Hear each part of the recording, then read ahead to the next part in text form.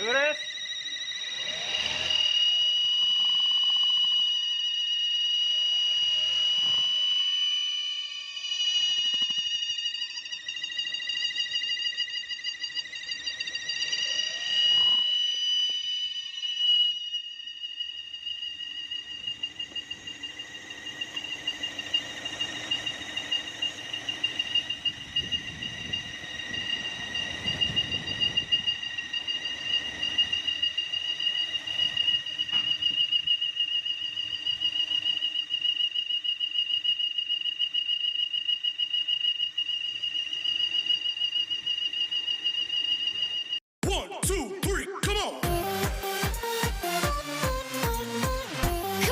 Magandang buhay po sa inyong lahat mga idol. Welcome back po sa ating channel. I-share ko lang mga idol ngayong araw kung paano po namin na-solve yung problema ng Chevrolet Cruze 2016 model sa kanya pong whistling noise issue. Pero bago po ang lahat, kung bago po kayo sa ating channel o napadaan lang, pakipindot po muna ng subscribe button para updated po kayo sa mga susunod ko pang videos na aking upload. So, bigyan ko po muna kayo ng konting background doon sa sasakyan namin ginawa. So, bali dinala po yung sasakyan na yun, na nakasakay sa breakdown. Ang complaint po nung may-ari, ayaw umandar. So, namatay lang daw po yung sa takbo. May umingay muna tapos hindi na umandar. So, nung check po namin sa shop namin, ang findings po namin, stuck up po yung crankshaft. So, ang payo po namin doon sa may-ari, general overhauling sana. So, kaya lang po, mura lang po kasi dito yung second hand na makina, surplus engine. At ang isa pa pong magandang bagay dito, kapag po nagpalit kayo ng makina, hindi na po kailangan sa rehistro. So, ginawa po nung mayari, nagdala na lang ng second hand na makina.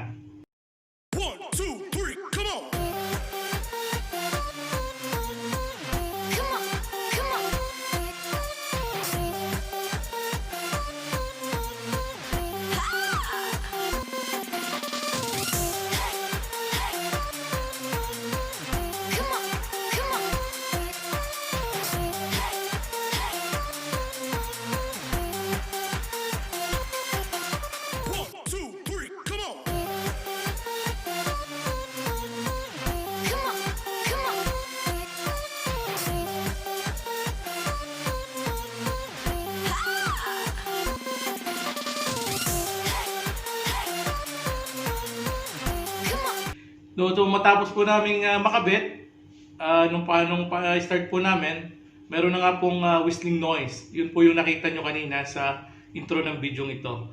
So, ang ginawa po namin step doon sa pag-solve ng problemang yon, una po, tinanggal muna namin lahat ng mga belt. Nung matanggal po namin, pinastart po namin ulit. Nung pag-start po niya, nawala po yung tunog. So, yun po yung isang confusing doon. Pero benefits of the doubt po kasi yung tunog nun, hindi po kami kumbinsido na sa belt lang yun. So, binalik po namin yung belt. Tapos, pinastart ulit. So, may tunog po ulit.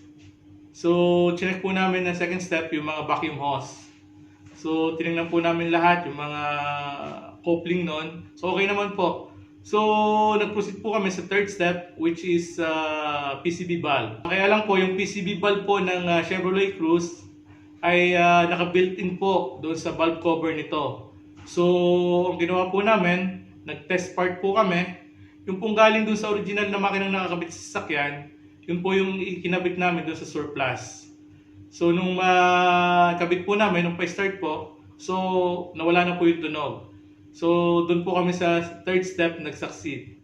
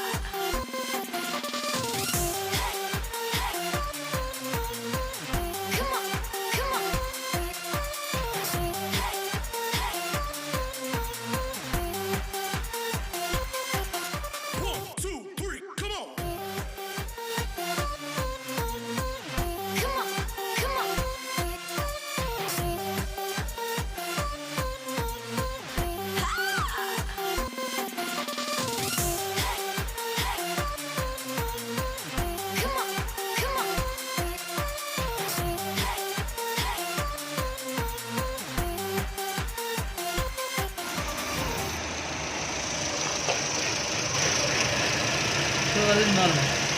Aga batal, yung pinigil ko. Open now it, ha? Alright.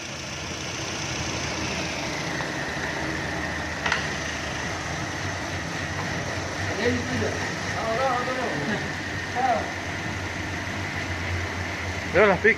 Belt, kulo. Ten. Mana ako na. Aga batal, system. Saka ka, kaito, kaito. Kaito, system. Dane. Ang hindi na pinigil.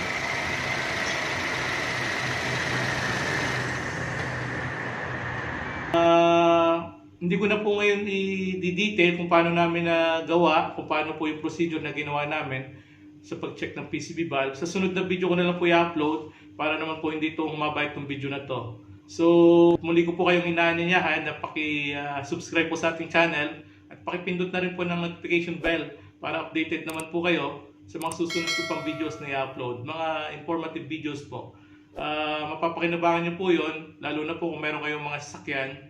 At kung sa mga tropa po natin dyan, mga kalyabe, shoutout po sa inyo lahat. Ginagawa po itong vlog na to para po makatulong din, lalo na po sa mga baguhan, lalo na po sa mga troubleshooting. Binabahagi ko lang din po yung aking kaalaman para po makatulong sa ating lahat. So paano po mga idol, hanggang sa muli po, Alex Villosas po ulit at your service. Magandang buhay po sa inyong lahat.